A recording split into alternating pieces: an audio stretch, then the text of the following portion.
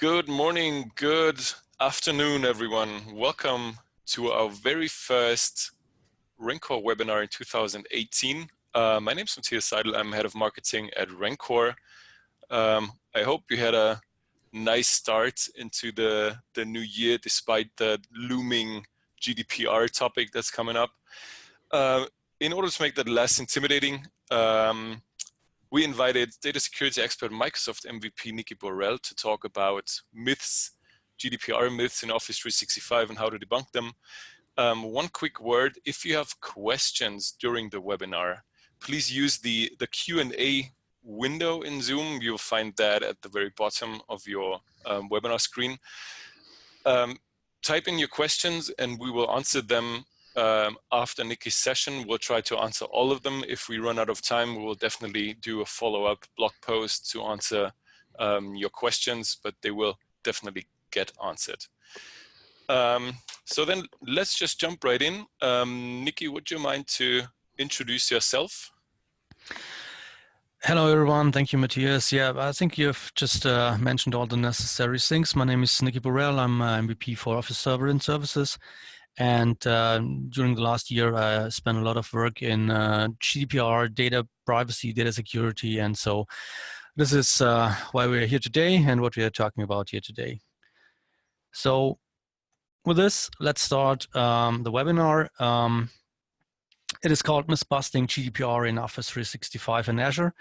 And I just take this name for the session, for the webinar, because of when you just start going deeper in GDPR, then you're realizing really fast that GDPR is not an IT thing. And because of this, I'll just give you an overview of the focus of this session, of the target audience of this session. And as you can see, it is mainly not an IT thing. Okay, even if we have some administrator or we have some architecture perspectives, definitely yes. But as you can see here, the main focus is on data protection officers, on decision makers, on process owners. And so GDPR is just a regulation made by lawyers for other lawyers. And of course, we have an IT impact. And of course, there are a couple of things which are definitely focused to IT and whether IT is in the lead. And let's get a little bit deeper in this and try to find out where Microsoft with Office 365 and Azure technology can help you on your GDPR journey. So yeah, just a little overview about the topics and the agenda that we will talk about. And the first aspect, as you can see, is legal aspects. So to make it clear and try to focus on what we are talking about and also what we are not talking about when GDPR comes to the table. And then let's see requirements when we just use Office 365, Azure, or even other Microsoft technologies or IT-based processes in common. Then there is something that is called a data protection impact assessment. Ooh, what is it? We just find it out together, and I give you an idea of what this means for your company. And at the end, some best practices about how you can start your GDPR journey in your company. Okay, before we start, let's just talk about some aspects in the context of GDPR and Microsoft. And I think every one of you just see this slide or just heard the buzzwords discover, manage, protect, report. So this is how Microsoft is just focusing to GDPR. And it's just a clear perspective from a software vendor. So Microsoft is not a lawyer company. Microsoft didn't offer you any regulation, audit, functions or consulting service or what else. It's just the perspective and the positioning of a software vendor called Microsoft about GDPR. So because of when we just switched over to the next slide, you can see what I'm talking about here. Because of on the right side, you can see 11 chapters, and this is, you have the link in the slides. These 11 chapters is what GDPR is. It's 11 chapters with around about 100 articles over these 11 chapters, just saying what you have to do as a company and even what had to be set up in IT and what is more just a regulation process. And when you're just starting reading these articles, or just go a little bit deeper in these chapters, you will never find words like manage or protect or report or what else. And so for a company or a consultant or whatever perspective is yours, you try to find out how to match these Microsoft ideas or tools or processes or whatever to these GDPR chapters and regulations, because of if you have an audit in your company, it is not an IT thing. It maybe is just something that a lawyer is doing or a data process professional is doing, and he's not an IT person, and he's even definitely not a Microsoft person. So on the next slide deck, you will see another impact because of taking these 11 chapters and filter them on which article is just focusing on an IT-related topic. Then only 5 chapters are really focused to IT topics. All the others are about internal processes, are about you need a data privacy officer or other regulations. No IT impact anyway. So this is the first myth or the first necessary thing we have to learn, that even if you do everything that Microsoft or even another software vendor is just offering you in the context of GDPR, this is not then you're GDPR compliant at all, because of there's a lot of other things to do which have no IT focus. So I do just excellent mapping. Here you get the source, but you can find it. It's on my blog. It's free to download. It's an Excel file. And what I did is just these 5 chapters will have an IT impact. I just filtered them, wrote them down. And as you maybe can see in the left area, there are the articles. And you see even only some of the articles in these reduced 5 chapters have an IT impact. So this is just coming down to a subset of GDPR topics where IT can help you on your journey to get GDPR compliant. That means, as I said, doing everything Microsoft or even another software vendor offers you in the context of GDPR does not result in that your company is GDPR compliant at all. One of the myths we bust and one of the lessons we have to learn. And this is also the focus for this session. As you can see here, these 5 chapters, and we'll be talking in this session about what can Microsoft do to help us for these 5 chapters, or also sub-articles, to just implement them in your company in the context of GDPR. Okay. So, and I will start with the legal aspects. The first aspect, when we're talking about data processing, and there are some basic informations you have to know and you have to respect. First of all, GDPR is definitely not an IT thing, but of course, if you're just using Office 365 or Azure or other Microsoft technologies, you have an impact. Another really necessary thing to know is that when we're talking about GDPR, we definitely only talk about personal data. Of course, you have data in your company where you as a company say this data must be secure. About your internal processes or about your software you develop or what else. But this is not a thing for GDPR. This is on your own. So the good news is if you just use stuff like Enterprise Mobility Suite or Right Management Service or what else to protect personal data, you can even use this implementation also to protect sensitive data, which is relevant for you. So if you use these Microsoft technologies, you have definitely a win-win situation. But to make it clear, the GDPR regulation is only focusing on personal data. And there's just another interesting thing, you know, as you can see here, that says GDPR is just for every company. There is no no regulation that says even if you're just more than 500 employees or what else. Of course, there are some special regulations about for smaller companies, but definitely GDPR is for every company which is just processing person data.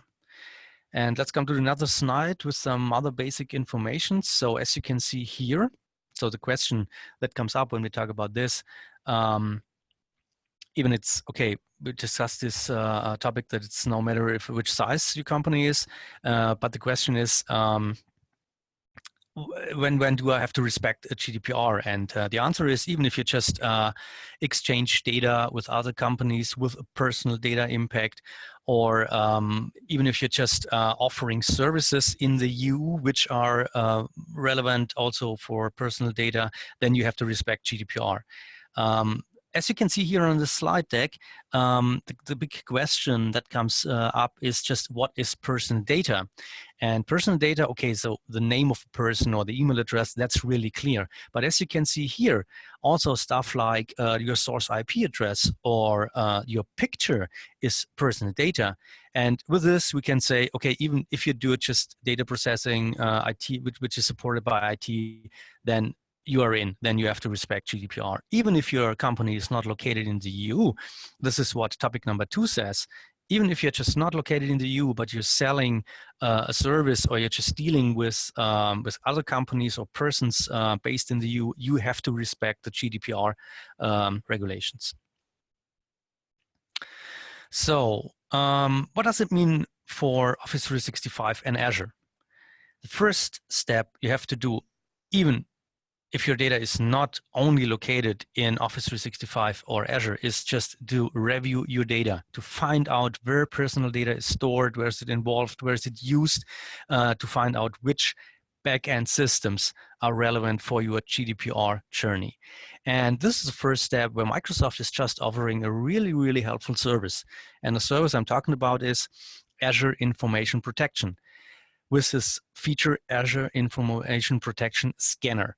So the Azure Information Protection Scanner, which is released in, I think, October last year, is just a PowerShell-based tool, which gives you the chance to scan your backend data systems, for example, SharePoint Online or a file server or what else, based on a rule set to find out, do I have personal related data in my SharePoint Online or on my file server? And if so, where is it located? In which subfolder, in which site collection, and so on and so on. And I give you just some information, so a little bit of an idea how this works. So the Azure Information Protection Scanner is a PowerShell-based tool. You can see it on this screenshot. Even you have the link to the original blog post, which is not done by me. As you can see, what we have to do here. So it's really simple. We have some commandlets to configure the scanner, to say the scanner where's the file location you want him to scan, and then you can also schedule it if you want to, and you can start the scanner. And as you can see here in this example, it's just a file server where the scanner is just working on. And at the result of the scan process, you get a report. And this is what I can show you here in the second screenshot. And this report gives you an information, even from which location, what exactly is the file which is scanned, and you get information if personal data get an impact here, yes or no. And so you get a first overview where personal data is involved and not. And at this situation, also the question came up, what makes a scanner able to say this is personal related data or not? And this is based on labels, which we have in Office 365. And there we come to the second point. I also have the URL where you can find a detailed description about this. And labels are just a feature which we have in Office 365 Security and Compliance Center, and allows us to set up a container object which is focusing to a rule set. Let me show you another screenshot to make it a little bit more clear what I'm talking about. So that we can see here is a screenshot from Security and Compliance Center. And on the left side, we have this classification tab. And on the other side, as you can see here, we have sensitive information types, like, for example, German passport number or IP address. So in summary, actually, you get 82 pre-configured sensitive data types, and then you have to associate these data type to a label, and the scanner is just based on labels. So you say, please scan this file location and use as a as a criteria this label or more than one label. And this is how it works in the back. And even there's just an API, you can just set up your own sensitive information types to focus it to your company's needs. So this is one of the first powerful tools Microsoft is just offering to help customers on their journey to GDPR compliant. Next topic I want to talk about is just the legal base, the basis for processing of data. Because of the regulation, just say you are not allowed to process personal data. To do it, you need a legitimation, just a reason to do it.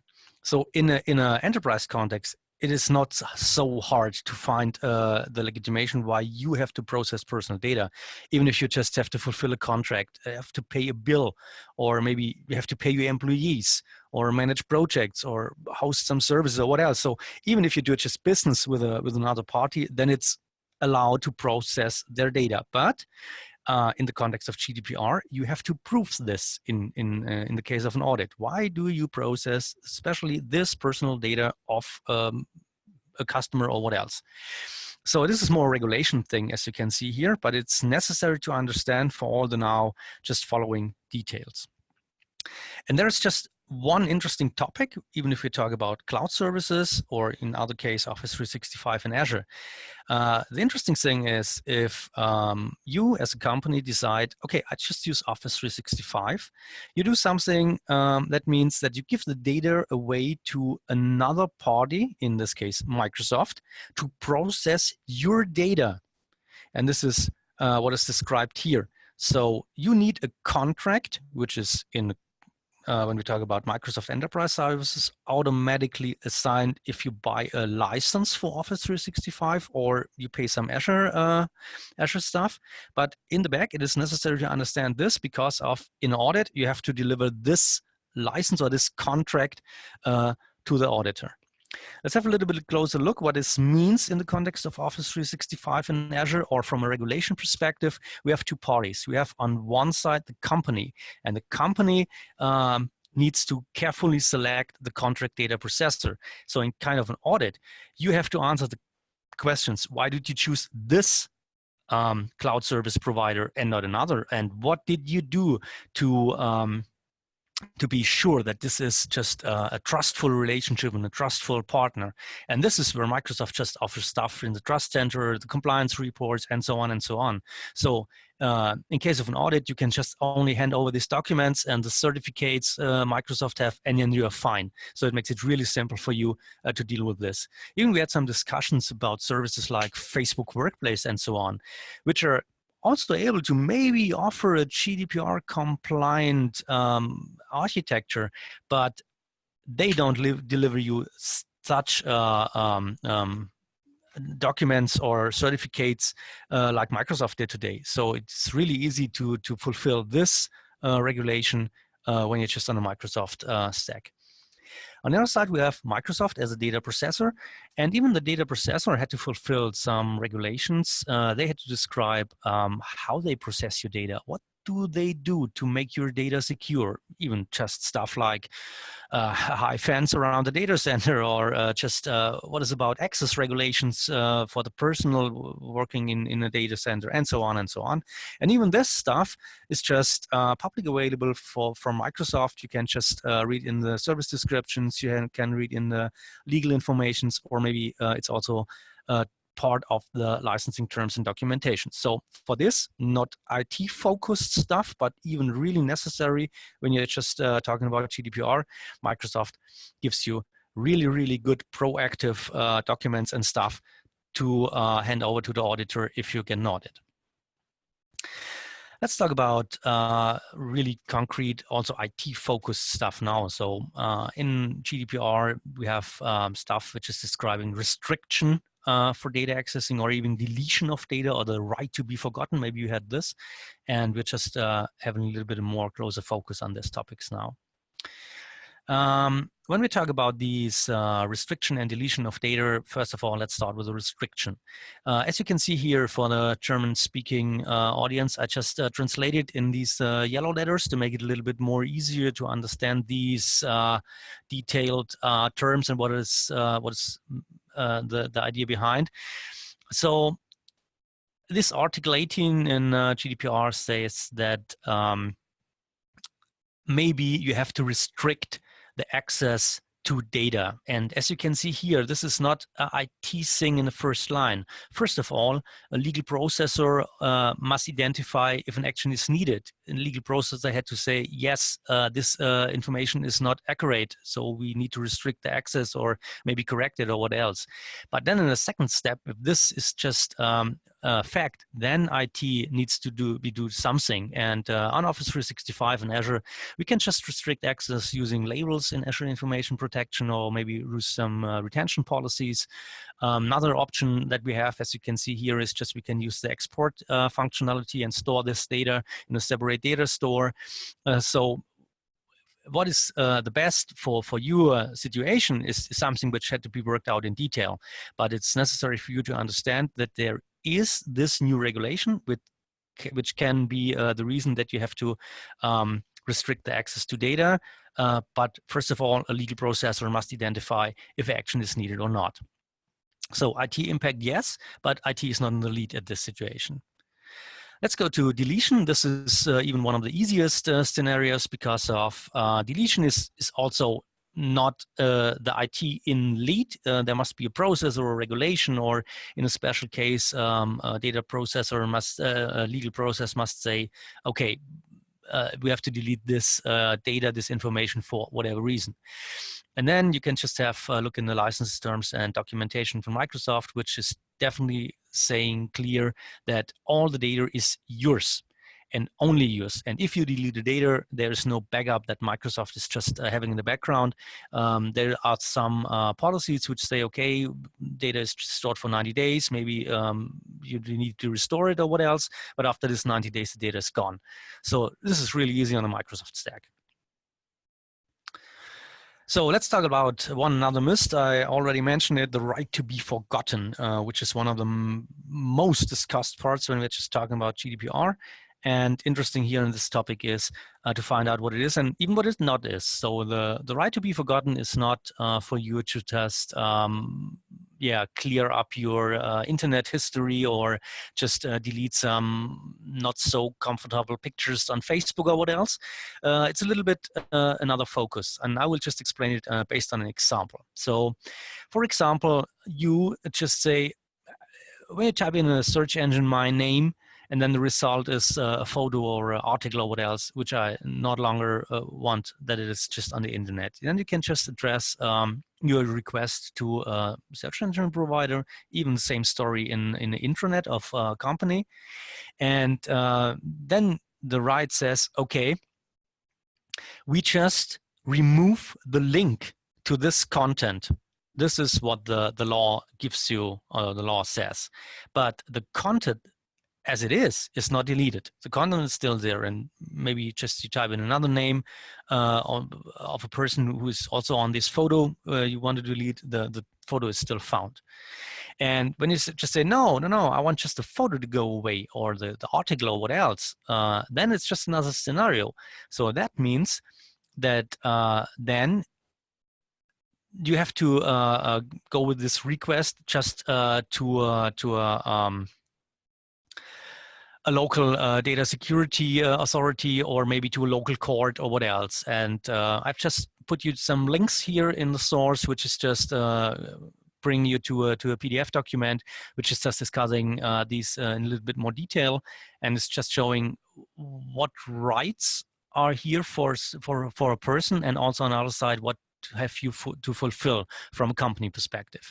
But the right to be forgotten doesn't mean that if John Smith says, hey, I want you to delete this, and this data, that then you have to delete it, and without any discussion. So there's no automatismus when we talk about the right to be forgotten. Let's talk about some further articles. And let's start with this article, which is interesting topic. It means that you have to just describe in detail these data processing process or system you have in place, and why and exactly in which steps you process personal data. And that means that AI features or Power BI based analytics or machine learning like we have in the Office Graph, which is the backend system for Delphi, as you know, can be a little bit of a problem for you as a company because of you have to be you have to take care that data is definitely only processed for the original need and nothing more. This is what the law actually says.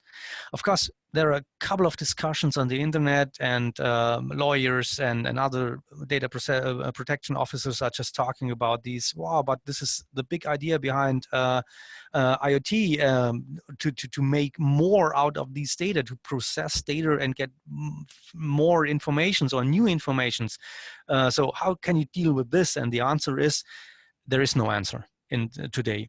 You have to just go to your process and what you are trying to do with your analytic tools or machine learning tools and try to find out what can be a regulation to make it secure and to make it compliant. But definitely, if you're just using machine learning, big data, or other analytic tools, you have to care about this article and try to find out what it means in your enterprise. A little bit more easy, Article 15 of GDPR, the right of access. So this article just means that if you just process the data of another person or of one of your employees or a project partner or what else, this other party can come to your IT office or to your data protection officer and say, hey, I just want to have a report what you are doing with my personal data in detail. And then the regulation says, yes, it's okay, and you have to deliver it in a standard form like an Excel document or what else, or a PDF document, but you need to deliver this report. And here again, we can just use Microsoft Azure Information Protection Scanner, which is just generating a report, or maybe you can say, I use a policy and I just configure the policy which say, give me everything where username is John Doe or what else, and then you can just use this automatism to generate the report. Other options, using the compliance center to do this, and so on and so on. So Microsoft is offering a lot of tools to fulfill this regulation. But in detail, it can be really interesting. So think about the situation. You're just running a YAML network, and you're just using the YAML network to do some communication about a project. And you just invite also the partner or the customer you're doing the project for. And then one person say, hey, I want this report. So that means if you just generate a report of your YAML network, the personal data in YAML is mixed with the personal data of all the others in YAML.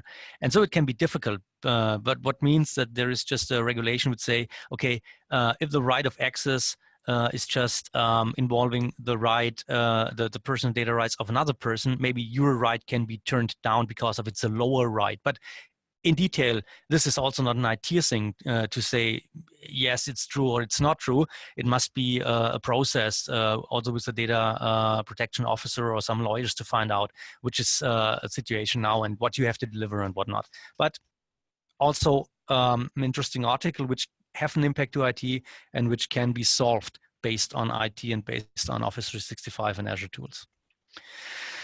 Next one, Article 13, GDPR required to record all of processing activities. And this is definitely a situation where IT is just coming in the lead.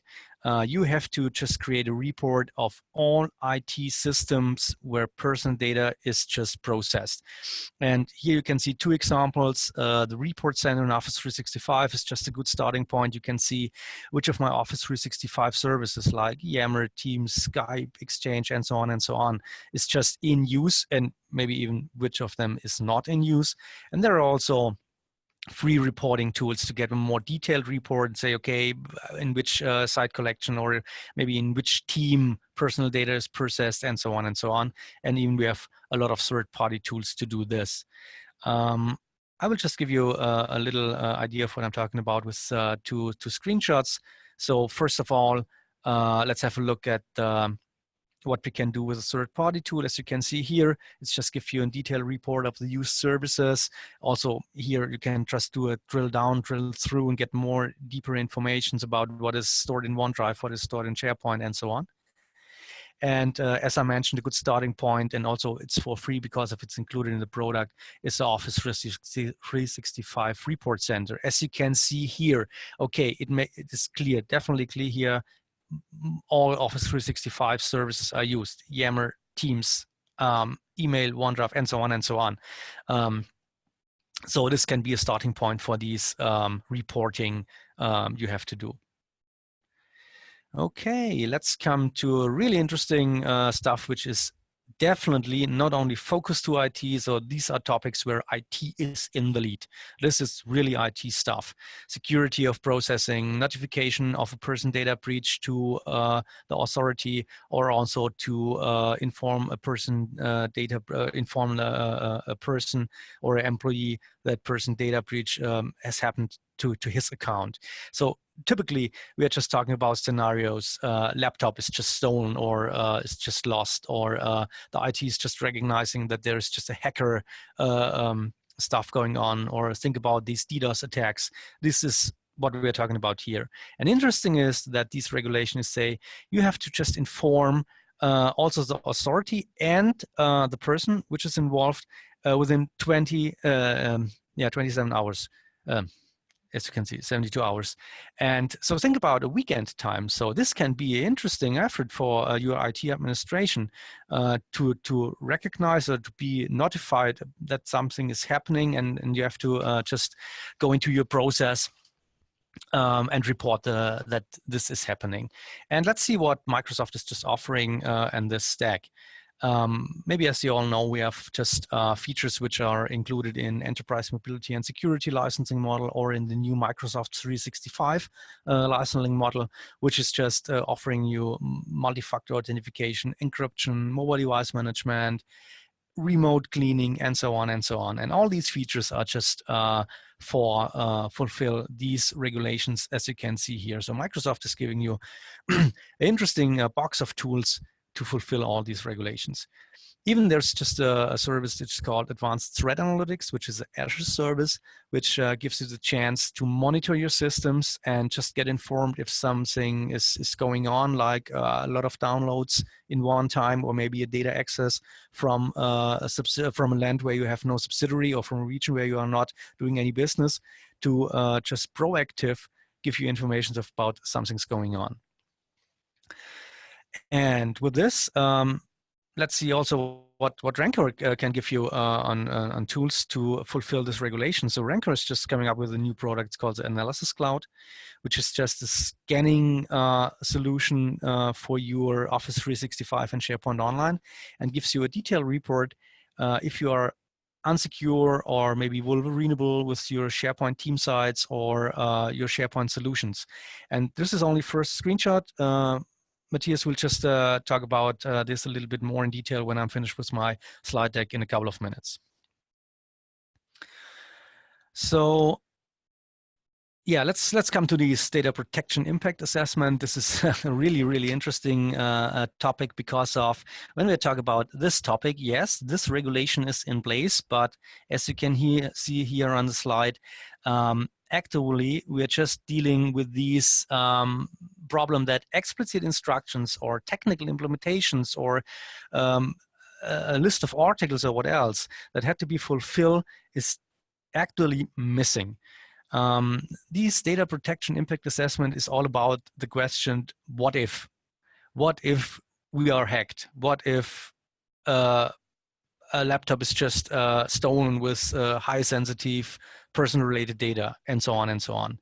And if you're just dealing about these data protection impact assessment today, a good idea is just to start with these certificate, these ISO certification, because of the lawyer. I just work really close with him, and also other articles in the internet say, okay, even if today we don't have a detailed instruction or detailed list of what to fulfill, these certification give us a good idea about what we're talking here.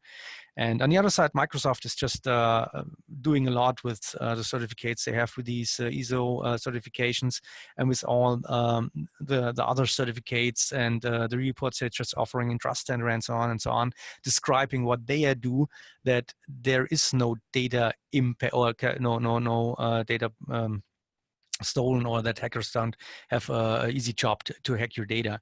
So this is actually a little bit unclear situation. It is clear that you have to respect this, or you have to have this. You have to write down a concept which says, what do I do if I am hacked?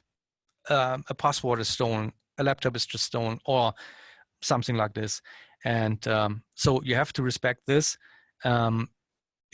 on your journey to be GDPR compliant. Yeah, so after all this, let's have a little bit of look at what does it mean as today. What does it mean when you say, okay, now we need to start with this. Tomorrow morning, 9 o'clock, we start with our GDPR journey. What are the first steps? And the first steps are definitely to understand that it's not a one-time project. It is not to say, okay, now we have 4 hard weeks, go to all these and just to get GDPR compliant, and after this 4 weeks we are fine. That's not true, because of Office 365 is changing, processes in your company are changing, your business is changing, and even the GDPR regulation will change over the lifetime. That's a fact. So it's not a one-time project, it's a continuous process. Even all these non-technical stuff you have to implement, it is just a continuous process. Second step is definitely to find out where do you have GDPR related aspects? Where do you process person related data? In which system, in which process do you do this? And that must be done based on a legal, robust manner, because of this is not an IT thing. Even the IT had to support it, definitely, yes, but this is not the that the IT or the head of IT can say, okay, here we process person data, and on the other side we don't. It had to be done by a legal manner. And then part 3 is, okay, where do we have GDPR aspects, and to find out where IT can help. Even IT can help us just to produce this report, as I show you. Even IT can help us to say, okay, we're secure because we are using multi-factor authentication, and so on and so on. And to bring all these in a clear and structured project, even Microsoft just helps us with a tool which is called the Compliance Manager. So from all what I just have on experience based on GDPR projects, just use a tool to manage the GDPR journey in your company. It mustn't be the Compliance Manager, but the Compliance Manager is just free for you in Office 365. So it's a good starting point. And let's have a little bit of a look at this Compliance Manager tool. So the Compliance Manager is no automatism or no feature that is something like you started and then it does some magic and then you're just can manage your GDPR journey. It's more like a task management tool, as you can see here. You see at the bottom line the link to my blog, where I just wrote a blog post about this thing in a little bit more in detail.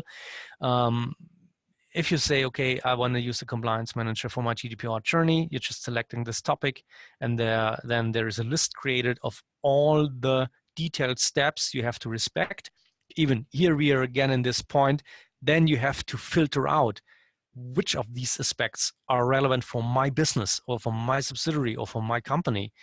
And if you say, okay, we have to respect this special topic for whatever reason, then you can see here in the right side, you can assign this task to a person. You can just attach documents. You can just say, okay, it's tested. Or you can just do task scheduling, due dates, and so on and so on. So it's more a little bit a management tool that helps you on your journey to get compliant. So with my last slide, I just will give you a little bit of overview of further tools or what can be found on the internet, even if we talk about GDPR in Office 365 and Azure. So the Compliance Manager we already talked about. There is just a GDPR assessment tool offered by Microsoft. And we have just an online light version, which means that it's just you have to answer about, I think, 10 or 15 questions, and then you get just a first ranking scoring overview on are you just on a good way, or do you have a lot of things still to do? And there's also a downloadable version which is based on Excel, to help you go a little bit through these steps. So you're just answering questions like, do you store contract data in Office 365 or other stuff? And you answer it with yes or no. And on the end, you get a report that says, okay, if you do this, then you have to respect this and this and this article for your Office 365 environment. Another good point is the Office 365 Secure Store, which just gives you an overview about the security settings, because of, as you see, security, IT security is just a thing you have to respect, and it's just in the lead of the IT. And even Microsoft offers a lot of partner resources, even in all the countries, all over the world, for webinars, for workshops, and so on and so on. And the last point, this is one of the most interesting, because of, as you know, it's just getting active in May this year. And so actually, when we're talking about GDPR, it's just, poof, let's see what's coming up. And you see here a link to a PDF document, which is just from State of Bavaria here in Germany. And they published just, of course, fictionary, questionary overview about, okay, after May this year, when we come to your company for GDPR, maybe this can be questions we're just asking you. Maybe this can be something we just want you to show us. So for everyone who is just interested in how or what can it be mean in detail, it's interesting to look in this. Probably it's just only in German, but gives you an idea what we're talking about here. Okay, and with this, just hand over to Matthias. Thank you very much, Nicki, for giving great insight into a rather mysterious topic still, and I hope we helped in debunking a couple of myths in there. Just one more quick word to our new tool, Analysis Cloud. Analysis Cloud really is kind of an online in real-time monitoring tool for your Office 365 environments, and it specializes on customizations. So whenever you're not sure on which customizations you have in your Office 365 environment, Analysis Cloud will help you discover them, help you rate them in terms of criticality and severity, and give you advice in what to do, what measures to take to counter risks, to counter a low score, and to basically close the security gap and the issues that you would probably face when there's GDPR compliance in question. So whenever you're interested in doing a preview, we're in preview mode right now. Just go visit try Rencore.cloud. We'll share the link in the recording and in the email with the recording afterwards. Give it a try, and I'm pretty sure it will benefit your GDPR efforts in a very significant way. All right, we have a couple of questions. So let's start with Seaman is asking. So, Matthias, just one word before we start the Q&A. There's sure. one thing I want to mention. If you're interested in GDPR and what can be done with Office 365 and all the options, there will be a one-day workshop at the European Collaboration Summit taking place at the end of May in Mainz, Germany. And this workshop is done by me and by my colleague Martina Krom. So this is what an information I wanted to just give you. If you're interested, we're very welcome to join our workshop. Okay, so now let's go to the Q&A. Perfect. So first question, yes. GDPR and Microsoft Teams, what does it mean to existing chats? How to be compliant regarding what Microsoft is offering in this with Microsoft Teams and GDPR compliance? So is there something or some means to manage existing chats in Microsoft Teams? Mm-hmm. A really good question, and is the overall answer is no special impact when we are talking about GDPR and Teams, because of, maybe as you know, Teams is just based on backend services like Exchange Online, SharePoint Online, OneDrive for Business, and so on. And GDPR is completely covered by Security and Compliance Center. and is also completely covered by the license terms and all the certifications for Office 365. So you can just use, as what I showed you with a scanner, with the labels, you can use labels or scanning functionality also for Teams, no problem. All right, perfect. Next question from Nura. How can organizations find GDPR-related data in documents itself stored in SharePoint? I think you addressed that already. So I addressed it, but okay, just some sentence about this. In the background, we use a full text engine based or delivered by Search, by the SharePoint or Office 365 backend search engine, and it's just focusing or based on the labels. So it's just some regular expression magic in the background, which is used to find out, is this person related data, yes or no, based on the full text index of the search engine. all right. Another question from Nura. Does the Azure Information Tool Scanner also scan the content? So not only data types, but really content. Yes, yes. Good. Short question, short answer. That is good. Yes, in detail, okay, we can just discuss hours and hours about this. In the link, I just have in the slide deck, you get a really detailed technical article, but the short answer is yes. Perfect. Yeah, works perfectly. Yeah. Denny asks, AIP scanner was only supposed to work on-premise shares on SharePoint and not only SharePoint Online for the moment. Is that correct? Also SharePoint Online, there are actually some limitations. That's true. Even so, for example, Teams, yes. So if we're just talking about Teams, then you have to use the functionality the Compliance Center is just offering you to do your scan. So as it's normal in the Microsoft universe, there are mostly not only one way to get to the result, but yes, it's true. The scanner is actually limited to some special backend systems. Yes. All right.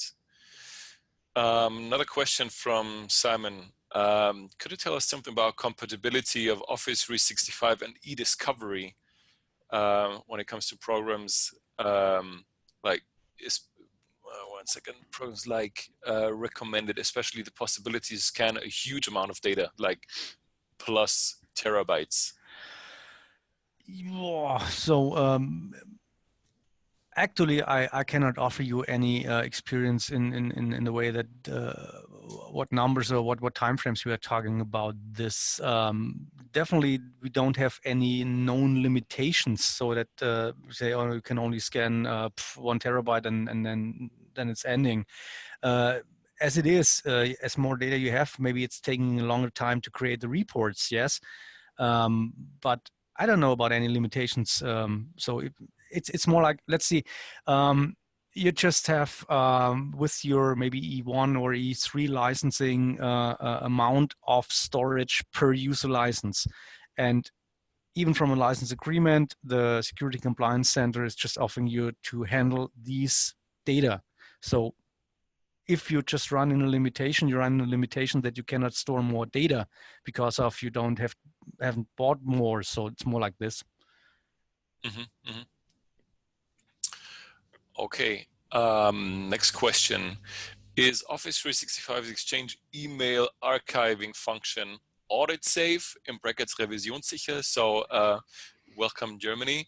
Yes. And does it fulfill all auditing requirements, like keeping important emails for up to 8-10 years? Yep. So this is, it's an interesting question anyway, but it's not a GDPR related topic. It's just more for your financial officer and regulations about this. But yes, you can just set up for maybe electronic based invoicing, etc. processes with our fulfilling all the audit needs by your financial office. No problem. We've just set up this with a couple of customers. You have to set up some special thing and have to configure some stuff, but yes, you can be create a solution which works. Yes. Mm-hmm. All right. Question from Laurent. does customer lockbox come with a specific license, or is it? It doesn't seem to be integrated in any kind of E1, E2, E3. No, it's just a E5 thing or a special add-on for E3 or E1. Okay. Another question from Matt. So according to GDPR, can personal information be stored in Office 365 Azure or SharePoint Online? Yes, definitely. Yeah. Another question we got, what about hybrid scenarios? SharePoint Exchange, cloud side of the equation better equipped to handle GDPR compliancy? I see there's rights management server connector, which could help.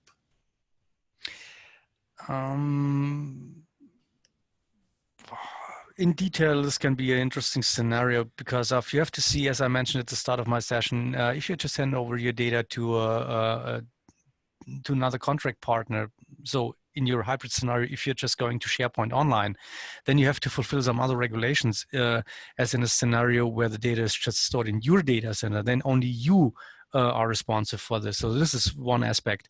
On the other side, yes, if you say, okay, I have personal related data, and I need to protect them with wide management services and so on, then you have a big plus in Office 365 because you have this functionality out of the box there. So in detail, interesting to find out what's the best solution depending on what you're focusing on. Okay. Next question. What are the requirements for Azure Information Protection Scanner? Does it require AD sync?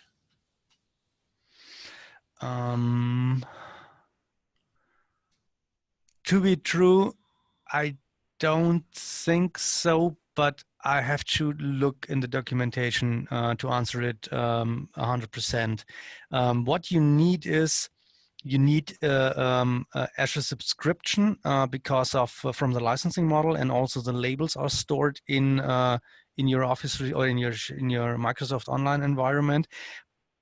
If you really need AAD sync, I'm not sure at the moment. So if it's interesting for you, just drop me a mail and I will find out and deliver the answer. Mm-hmm. Perfect. Another two questions basically from Mark. What about Yammer and what about stream video? How do we establish compliancy here? Was there foreseen by Microsoft to do something in that respect? Mm-hmm, okay.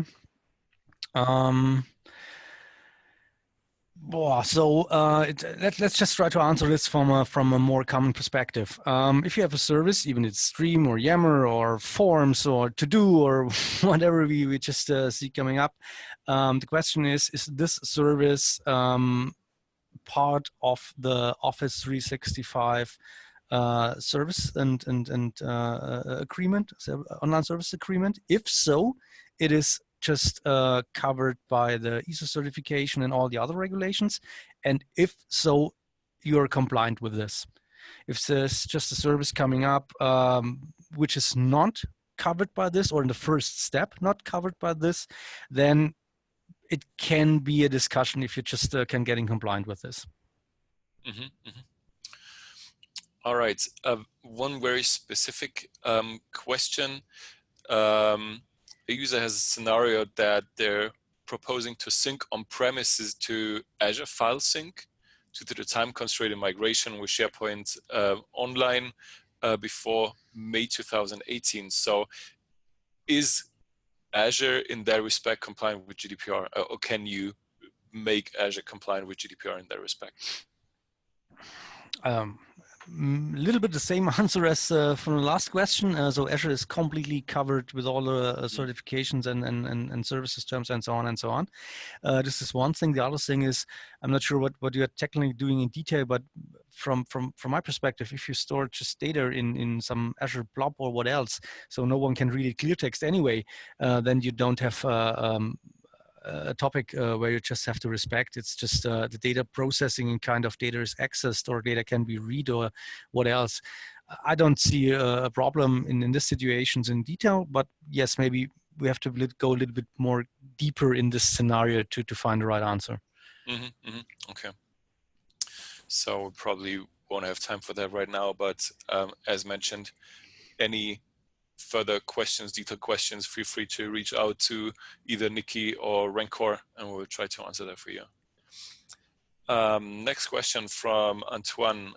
Is there a difference in the type of business in how GDPR is applied? So, for example, NGOs, are they under GDPR law as well?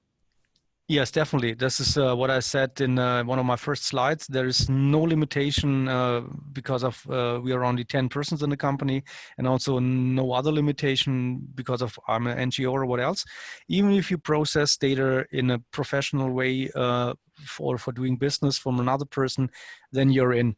It's just another situation. If I say, okay, I share my vacation picture with my friend, there's no business impact. This is just another story. About if you do business or deliver a service or just what else, then you're in. All right.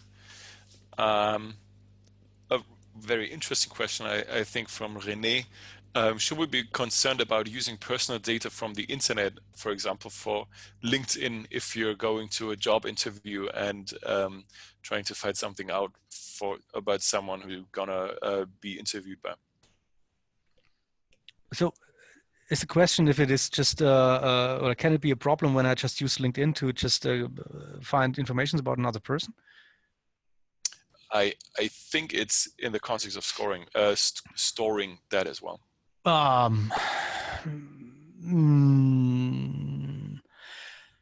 Interesting question, definitely, and the question which is had to be answered, I think, in at the end by a lawyer. From my first feeling, you need a reason to do this. You need a reason to store data. This is also one of the things I just mentioned in my first slide. So, what is the reason why you do this? If you can have a good reason and you can say, I did store this data because of I need it for what else, then you're fine. If you just say I store it because of I want to store it, not sure. But it's more a law perspective, not an IT perspective. Mm-hmm, mm-hmm. Okay. Another question from David. When Office content like Word and Excel is protected, it is stored encrypted. Is the metadata also encrypted? He's asking because it looks like e-privacy is going to require that, even though it's not mentioned in the GDPR. So can you say it again? If what data is also protected? So if the content is protected, is the metadata to that the document metadata, yes. also? Yeah. Yes, I would say yes. Because just to go to some scenarios, if you just store the metadata within a Word file, it is just part of the open document format. So it's, yes, secure anyway. If you're just using the data from your term store, which is in SharePoint Online, even the whole environment is just encrypted. So yes, I would say yes, yeah. Mm-hmm. Okay. Two more questions from the Q&A. One from Simon. Is it also possible to label a certain name of an employee that the Microsoft Azure Information Protection scanner will find? Like if I want to delete the name in a text message field and therefore destroy the relation to a personal data. And as an example, if you think of a chat message, so I could delete the sender in the metadata. No, so labels and also the security and compliance report sender or whatever you need, whatever you use is just not there for manipulating or just anonymized data. So this is not an idea. It's just used to find out where is it stored, but not to manipulate it. Mm-hmm, mm-hmm. Okay, so one more coming in. So two more in total, and then we probably have to close. Otherwise, we're running over time. Okay. SharePoint synchronizes user info from the Active Directory to use in the UPS service. Question is, who is responsible here to apply GDPR on such a user? Is it the AD team or the SharePoint team? Let's just, the answer is just try to find out your organization diagram, and then you will find the responsive person. No answer in common. It's just depending on the responsibilities in your company. After all, maybe this can be a little bit helpful in this situation. Responsive at the end is not the IT. It's a data privacy officer in your company, and he had to give a clear instruction to the IT what to do. Mm-hmm, mm-hmm. All right. Last question from the Q&A. Worst case scenario, and we'll try to prevent that at all costs. How will the fines be enforced? Who will do so? So is it the EU or is it the country in question? Is there any information on the enforcement process, especially if the business is outside of the EU? Yeah, difficult question. But on the other side, so there's just a difference between a regulation and other EU stuff. So these GDPR, these data regulation means that there is just a law just based in the EU, which is definitely the same in every EU country, though there is no German or Spanish or French version of this.